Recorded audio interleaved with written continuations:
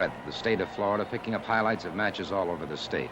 It has met with such tremendous response from viewers. We've had thousands of letters asking us to repeat, if we could, and once again letting the eye of the camera sweep the state.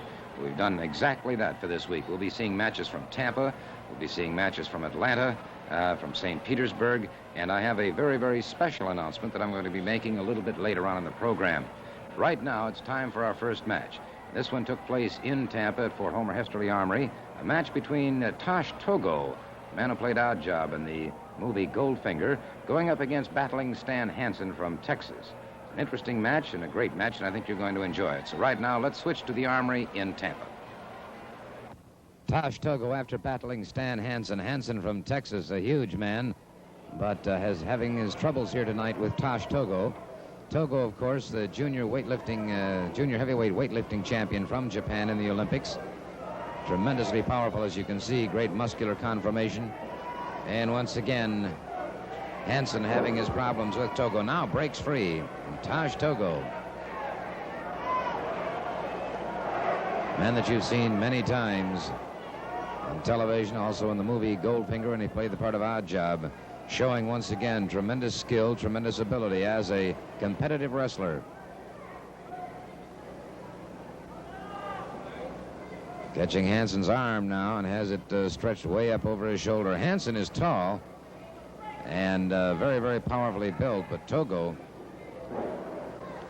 short, rugged, built like a tank. Hansen catching a chop across the throat that time, backing away now, eyeing this man Tosh Togo with a great deal of respect.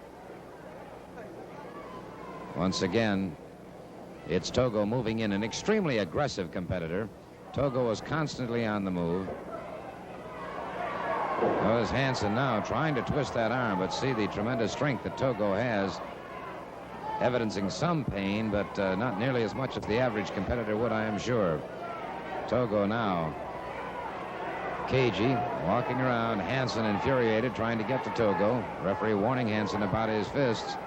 Togo has a psychological edge at this point. He has Hansen infuriated, losing his cool.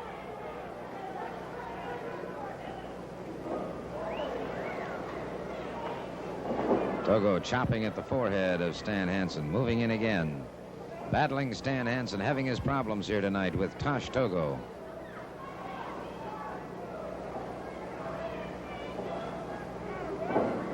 Togo again drops Hansen to the canvas. A menacing individual, Tosh Togo. Thus far, completely dominant in this match against Stan Hansen. Caught with the right hand, caught again. And Togo, a little bit unnerved perhaps at this point.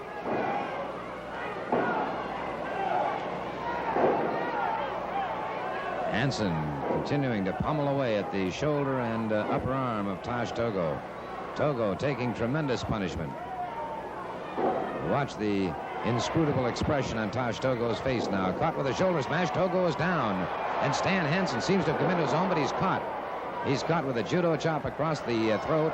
And now it's Tosh Togo going in with the Oriental Claw into the solar plexus of the battling Stan Hansen, catching him in the abdomen now.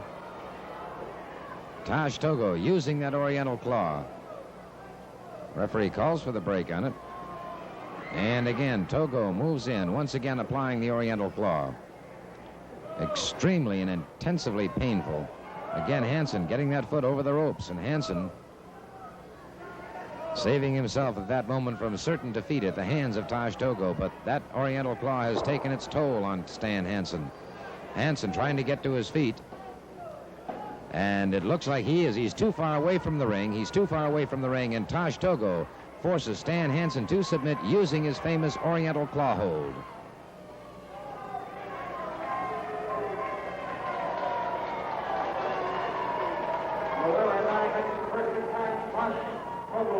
Well, Tosh Togo, who's had a successful win streak going for him in the state of Florida, goes up against a fellow Japanese, the former U.S. junior heavyweight champion of the world, Hiro Matsuda.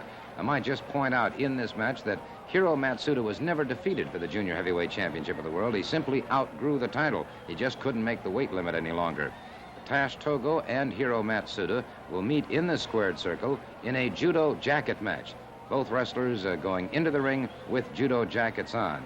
And some of the greatest Oriental style of competition that you'll ever see will take place right now between Tosh Togo and Hiro Matsuda. A judo jacket match now. Hiro Matsuda and Tosh Togo, the men have played odd job in Goldfinger, bowing to each other slightly from opposite corners. Both men eyeing each other extremely carefully. Both men from Japan. Tosh Togo, the former junior heavyweight weightlifting champion in the Olympics from Japan. Hiro Matsuda, the former junior heavyweight wrestling champion, and hailed as the greatest catch-can wrestler ever to come from Japan. Note now with the judo jackets on, both men going for an advantage hold if they can on the jackets themselves. And of course, here is your great difference. You can use the gi, as it's called, to your advantage. All right, watch now. Matsuda moving in. Again, both men are grabbing at the sleeves of the judo jackets. And once again, neither man able to catch an advantage position. All right, referee watching now as once again they go for the sleeves. Both men looking to see if they can get a throw. Neither man able to do so. Once again, they're into the ropes. And it was Togo who was brought down, Oriental leg trip by Hiro Matsuda. Togo trying to catch an advantage on the break that time. And now Togo head scissoring Hiro Matsuda. The referee calls for the break, however. Matsuda coming up. Matsuda taller than his opponent, not necessarily heavier, however. Fine throw by Tosh Togo. Has Matsuda on the canvas. Referee checking. As the hold is still on the jacket itself.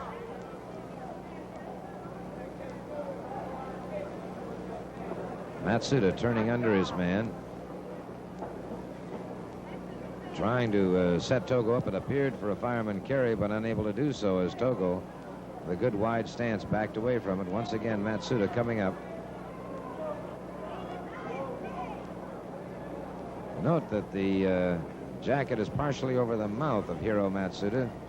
Togo utilizing every advantage he can. A good throw by Matsuda. And Matsuda's jacket, the gi is open, and Matsuda's belt has come unloosened.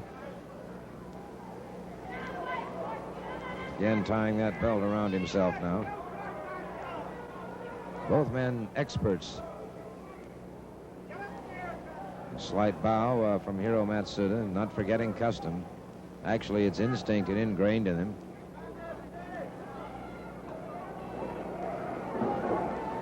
Good hip throw by Matsuda. Catches that arm. Togo swinging into Matsuda now. Chop across the throat that has Matsuda in trouble. A boot to the middle of the back.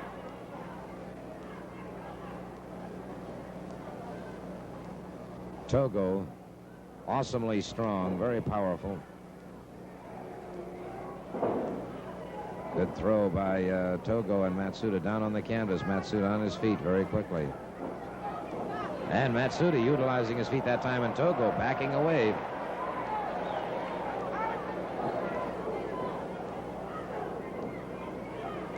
Togo using those feet with great effectiveness now. Has Matsuda on the canvas, chopping away at the back of his head.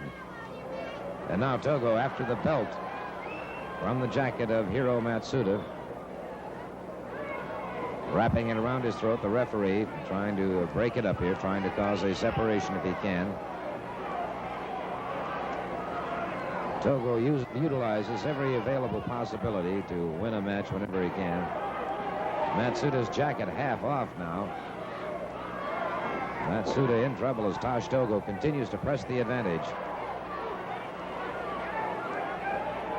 An odd job out to destroy Hiro Matsuda if at all possible. Referee again continues to try and break it up. Togo tremendously powerful. He finally does break it up. Matsuda in trouble now. That jacket half off. Referee has the belt. Hiro Matsuda coming to his feet very, very slowly. That oxygen supply has been cut off to his head now for some time, and He was almost unconscious. Togo moving in very swiftly, allowing Hiro Matsuda no quarter whatsoever. Still kicking away at Hiro Matsuda. Those are short thrusting kicks. Togo was going in for an Oriental claw, broken up by Hiro Matsuda. And Hiro Matsuda has him in a rolling cradle, hooking that other leg. The count of 3, and Hiro Matsuda, resorting to catch-can wrestling, emerges victorious over this judo expert Tosh Togo.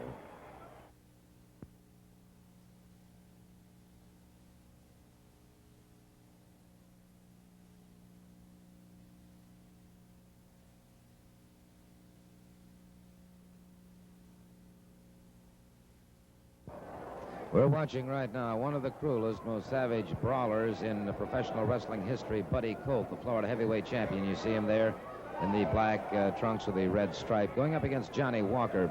Walker has been sidelined by Colt twice in professional wrestling, both times with a broken arm. Colt has a reputation of having injured and put more wrestlers out of the profession than any other wrestler alive today. This is a lights-out match. You see Colt has both of his hands taped. Johnny Walker thoroughly and completely recovered now, going after Buddy Colt. This lights-out match, and it's Johnny Walker determined now to settle the score with Buddy Colt. But of course, with Buddy Colt, one could almost say with assurance that one never settles the score with Buddy Colt unless he considers it settled. Becky has a favorite phrase that he always pays his debts. And some of his debts may be somewhat misguided, but he is without a doubt one of the most brutal competitors in professional wrestling today, giving no quarter at any time. All right. Colt, watching his man, he respects Johnny Walker. He respects the great wrestling ability this man has. And he also respects the intestinal fortitude that Johnny Walker possesses. And you stop to think that here's a man that has put Johnny Walker out of commission twice, sidelined him, once for 3 months, once for 2 months. It must then have tremendous heart on the part of Johnny Walker to get back into the ring with a man who has injured him in this manner. And Colt taking that bulldog right into the turnbuckle now, caught with a knee lift by Johnny Walker. Walker catching that arm. Walker methodical, deliberate. Now twisting the arm of Buddy Colt, and Colt trying to get outside the ring, trying to escape because he recognizes what Johnny Walker has in mind. Walker trying to get Colt set up, trying to bring him over next to that ring post to where he can utilize that ring post the same way Buddy Colt did on him twice before, looking to break that arm if he can. And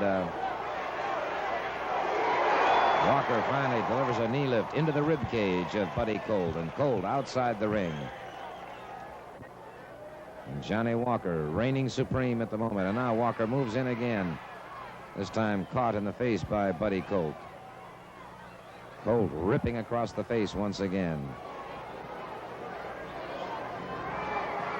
And Walker has been slowed up, no question about this. And Buddy Colt after that left arm, and that's the same left arm that's been broken twice by Buddy Colt. Walker trying gamely to get back to his feet now, trying to relieve that tremendous pressure on his arm. A shot to the midsection that time, and again Buddy Colt moves in. Colt seizes every advantage possible. Note Walker now scissoring that leg, trying to get Buddy Colt off balance, trying to get him down on his back. As one great wrestler told me one time, when they're on the canvas, they're all the same size. Johnny Walker caught behind the head twice, once to the midsection. Buddy Colt moves in, brings him up a full body slam. Johnny Walker on the canvas. Buddy Colt in the cross body ride. Walker able to twist away from it just in time. Colt pounding away now. Hits him in the throat. There's that taped thumb to the throat again, and Johnny Walker. That air supply has been cut off. Again, Colt bringing him to his feet. And Walker hooks him nicely. Walker in a beautiful hook. Has him in a cradle. Buddy Colt able to kick free from it. Walker fires to the midsection. Fires again to the side of the jaw. Colt has been staggered, but he's still on his feet, and he's still fighting back. Now Colt is dropped to the canvas. Johnny Walker in for a cross-body ride. Buddy Colt managing to kick his way free at the very, very last second. And now Johnny Walker concentrating on that upper arm of Buddy Colt, pounding away. Mercilessly playing away at that arm now. Catching that arm over the ring rope, and watch Johnny Walker wreaking more havoc on that left arm.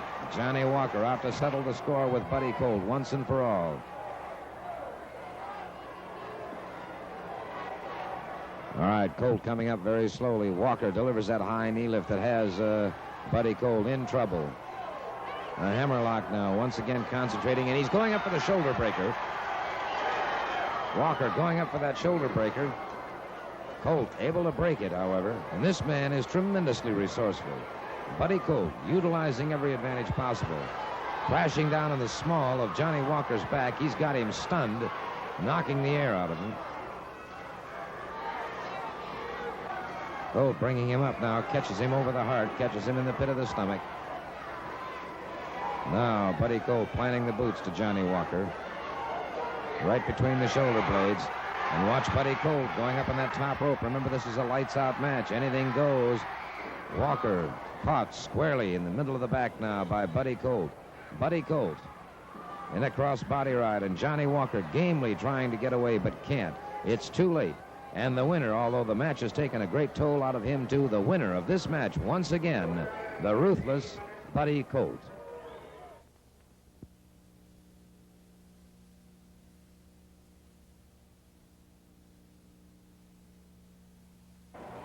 One of the most important sports centers in the United States today is the new Omni Media Building in the great city of Atlanta, Georgia, the gateway to the South.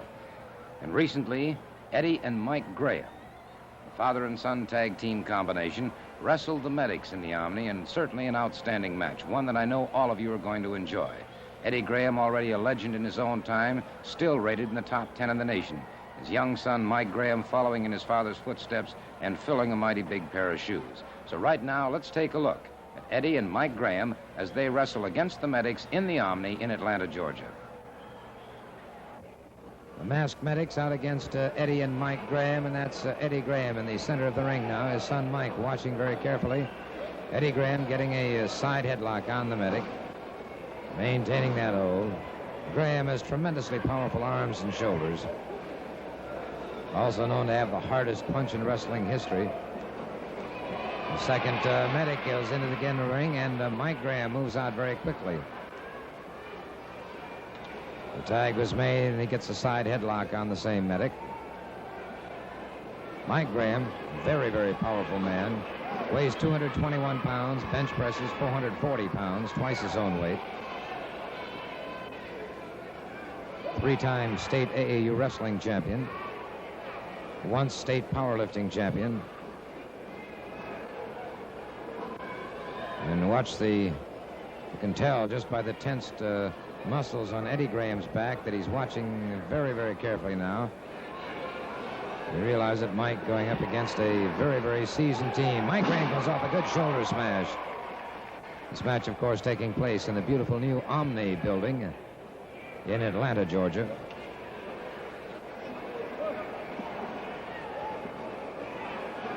These matches under the promotion of the able and capable Mr. Paul Jones, the dean of wrestling promoters in the entire South. 28 years promoting wrestling, and now it is Graham maintaining that side headlock. Young Mike Graham on the outside. Thus far, the Medics have been unable to make much headway against this combination of Eddie and Mike Graham, his father and son team. Now the second Medic moving over, and Graham, not realizing a tag was made, caught by surprise in the midsection that time. The second Medic, having made the tag, into the ring. Now Graham squaring off. Referee trying to get Graham out of the way. Graham moving in, catches a leg.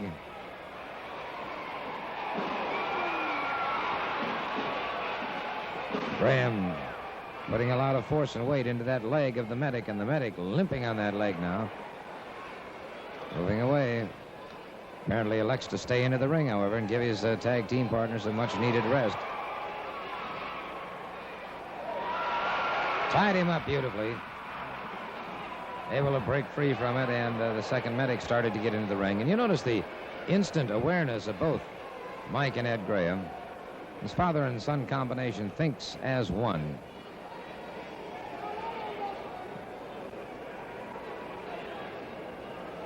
Medic trying to go for an abdominal stretch, but Graham pitting his strength against the medic's, blocking it thus far. Now Graham dropping to a 4-point position, go behind. Maintaining a ride now on the medic. The medic trying to move away, trying to escape, unable to do so. Now finally does. Eddie Graham makes the tag. The referee, I'm not sure whether he saw it or not. Yes, he did, and Mike Graham in there now. Good teamwork once again between Eddie and Mike Graham. And Mike Graham meeting out to some just punishment now to the team of the medics, being caught from behind by the second medic. Inside step over, and once again, Eddie Graham watching carefully, staying alert, eyeing the second medic across the ring, almost as if to defy him to come into the ring. And the medic, using his head very wisely, deciding to stay on the outside. Mike Graham in a spot of trouble. Medic has a full arm drag and twist on them, hooking those hands into the turnbuckle now. Mike Graham caught catching that shoulder, and now the medic closing in very quickly, and Mike Graham trying to escape, trying to get away from him. Tag is made with the second medic. He comes in across the deltoids of Mike Graham, and now ties up that arm again, trying to go for a hammerlock. Mike Graham trying to block him. Mike Graham behind his man, a fine waist lift takedown. Excellent move by Mike Graham, and Mike Graham has caught that reserve strength now, that second wind. Go behind by the medic. Graham is sitting out, escaping. Again, collar and elbow, and again, Mike Graham with a tremendously powerful waist lift takedown. Second medic started to move into the ring, blocked by the referee. That gave medic number one an opportunity to get a side headlock. Graham did escape from it, however.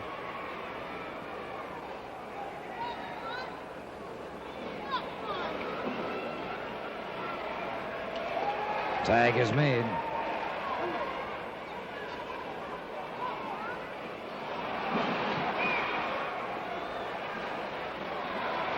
Now Eddie Graham in trouble in that far corner, but Mike Graham coming over to help out if he can. Trying to separate them. And now you've got all four wrestlers in the ring at one time. All four wrestlers in there at one time. And now watch this tag team combination. Eddie and Mike Graham destroying the medics now. Both of them going for the figure four leg lock. Both of them going for the figure four leg lock. And the referee signifies the match is over. The match is over. The winners of this match, a team that is in demand all over the United States. Mike Graham and Eddie Graham. The winners of the match, Eddie and Mike Graham.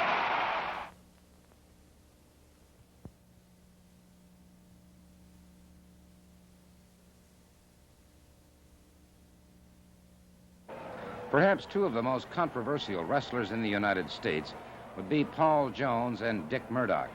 These two are fellow Texans.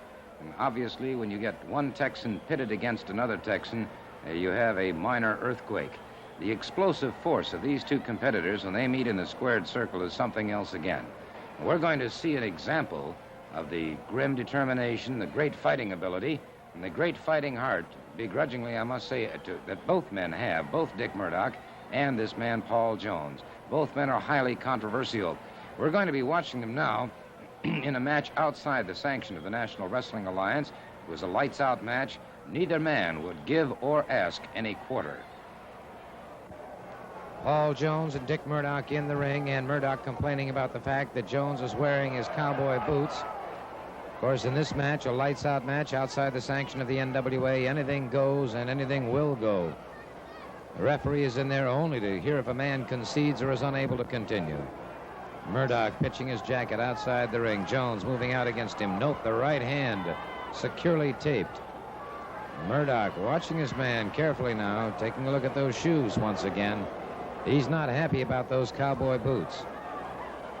Those are those sharp-pointed cowboy boots. All right, they lock up now. It's collar and elbow. Jones breaking it free very quickly. Flying there, goes up for a stomp, but Murdoch moves out of the way just in time. Murdoch moving backwards, stays in that corner. And now the crowd beginning to jeer Dick Murdoch. Jones still stalking his man. Murdoch with a knee to the midsection. Has Jones on the canvas. He too goes for a stomp, and it's Jones moving out of the way. Jones has that right fist clenched. Here's a man who's an expert in karate, in boxing, and in professional wrestling. Jones fires away. Murdoch fires back, and now Murdoch is staggered by another looping right hand by Paul Jones. Murdoch obviously trying to psych himself up. He took two wicked right hands. Now Murdoch firing back. Murdoch over 270 pounds, staggered by Paul Jones. Jones has him staggered. But Murdoch, big and tough as he is, takes all of the punishment that Jones can mete out, comes back and delivers more to Paul Jones himself. Jones on the canvas now. Murdoch continues to pound away. Jones, arm whipped across the ring, caught with a big elbow, right smack in the mouth that time by Dick Murdoch. Watch Murdoch down across Jones's throat with his elbow. Jones on reflex action trying to get to his feet, but collapsing now in a heap. Jones again trying to regain his feet. Murdoch closing in. Now Murdoch has the belt off of Paul Jones's trousers. Remember now, this match, no sanction by the NWA.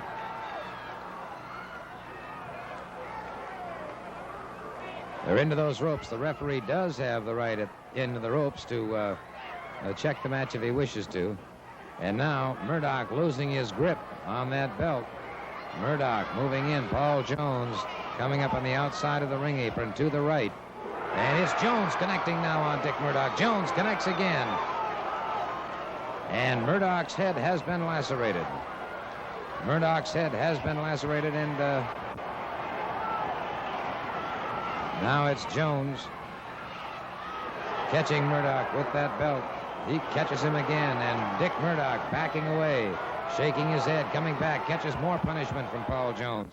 Jones hurtled outside the ring, and Dick Murdoch following him outside the ring. Remember, once again, this is a lights-out match. No NWA sanction. Paul Jones crashed to the floor outside the ring, and now the referee trying to restore some semblance of order, and he was knocked flat by Dick Murdoch. No disqualification, no time limit. Thus far, one of the most savage, grueling matches ever witnessed. And Jones's face rapidly becoming a crimson mask. Both men have had lacerated heads now from this match. Murdoch taking tremendous punishment. Again, the referee, you see now, one referee had been shaken up, the second referee in there now, and he too is unable to restore order. Now the ring beginning to fill up, and they're trying to restore order as this match has been stopped. The match has been stopped, neither man willing to give or ask any quarter. A savage match between Dick Murdoch and Paul Jones.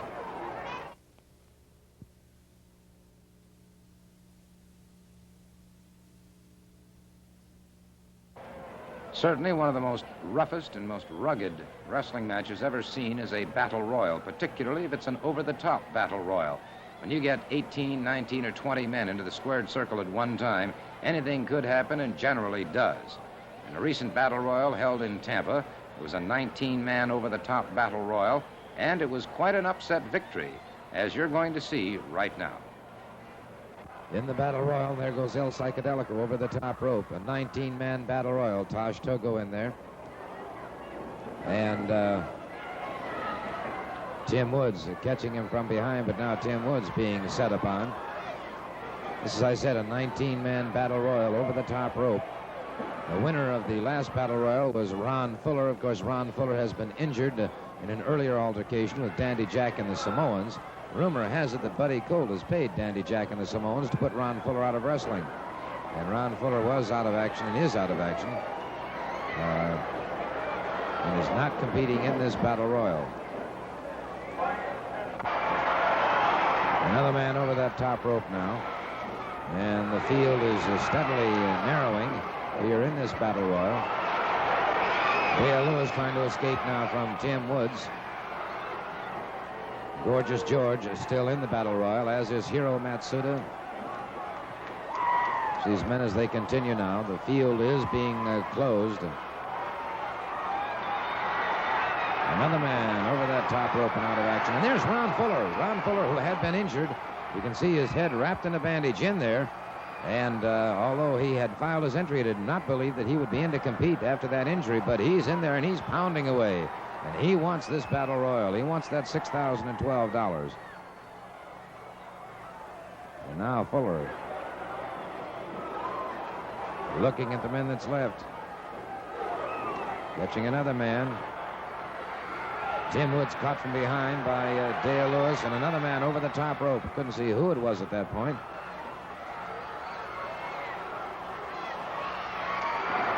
Ron Fuller has just dumped another man out.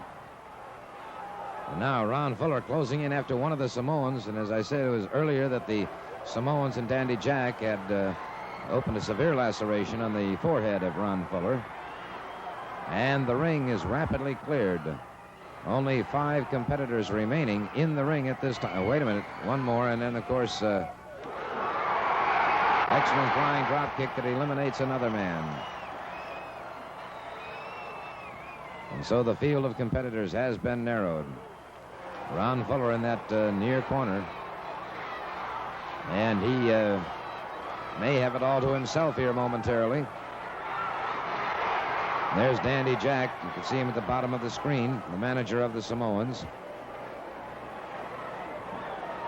Ron Fuller still being left alone momentarily as the other component. And now, Tim Woods over that top rope. The Samoans double teaming now on one man, and they have him over the top rope, or almost over that top rope. And now Ron Fuller, seizing an opportunity, gets another Samoan over the top rope. Only one remaining. Fuller now with some hard right hands, a good forearm smash, and some more looping right hands.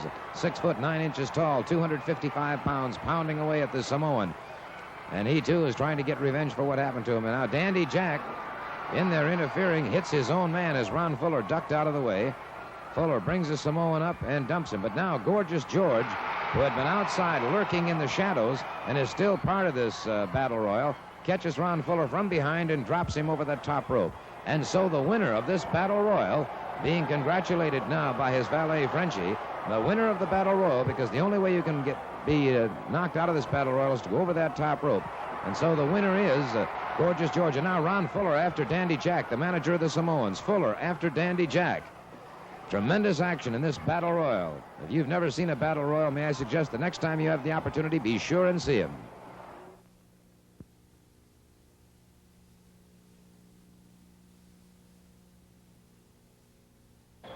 Tony Charles, the British Isles champion, is perhaps one of the smoothest, one of the fastest competitors I've ever seen in action.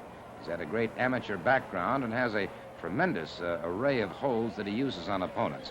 So we're going to see Tony Charles, the British Isles champion, in action against a man who outweighs him, but Tony Charles is much, much faster. I think you're going to enjoy this match between the British Isles champion Tony Charles and Big Jim Brooks. Tony Charles, the British Isles champion, in the black trunks, going up against Big Jim Brooks now. Charles giving away some weight here, but extremely fast, a very, very agile man. Brooks complaining to the referee, but there was obviously nothing wrong with the method in which Tony Charles took him to the canvas. Tony Charles in the peak of physical condition. You can see the obvious shape that he's in, great muscle conformation. Charles moving around the ring, moving very lightly on his feet. He has an amazing capacity to throw an opponent and maintain a hold at the same time. We might see an example of this in a moment or two. Wrist lock, and Brooks trying to maintain his feet, trying to maintain his balance. Referee checking Charles briefly, however, apparently found nothing amiss at this point. Charles continuing to apply pressure and leverage.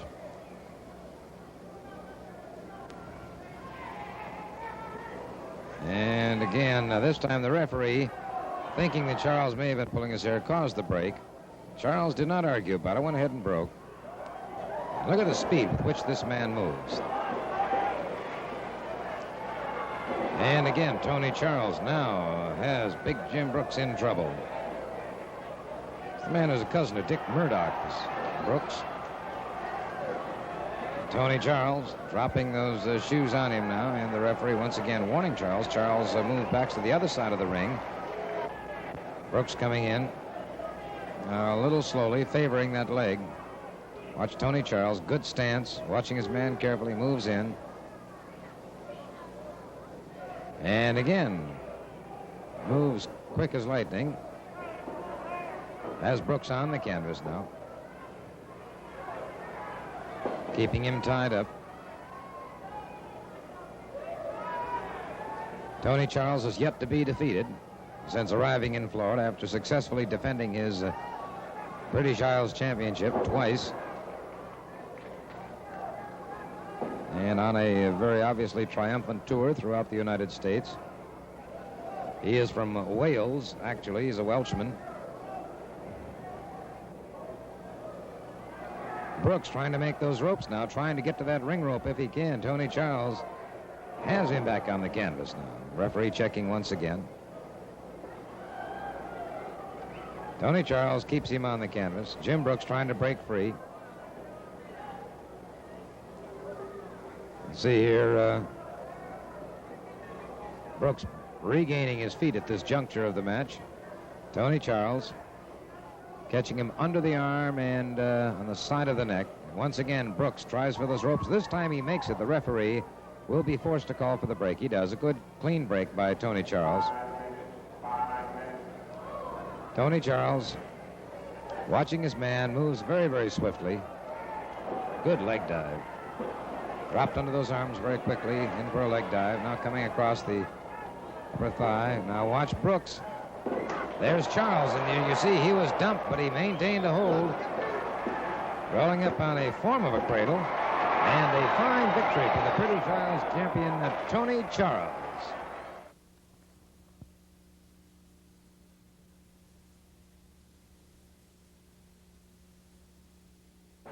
I'd like to take just a second now to say it was a real pleasure to be talking to Joe Wendell, the coach of the University of Tampa wrestling team this past week. Joe is planning big things for the University of Tampa and their wrestling team. We're looking forward to seeing quite a team emerge from the University of Tampa this year. Now, in a moment, we're going to see a man who, too, had a tremendous amateur background. We're referring, of course, to Jack Brisco, who was twice NCAA champion, Oklahoma champion 3 years in succession, all-state high school champion in wrestling. In addition to all of this, he was a great football star.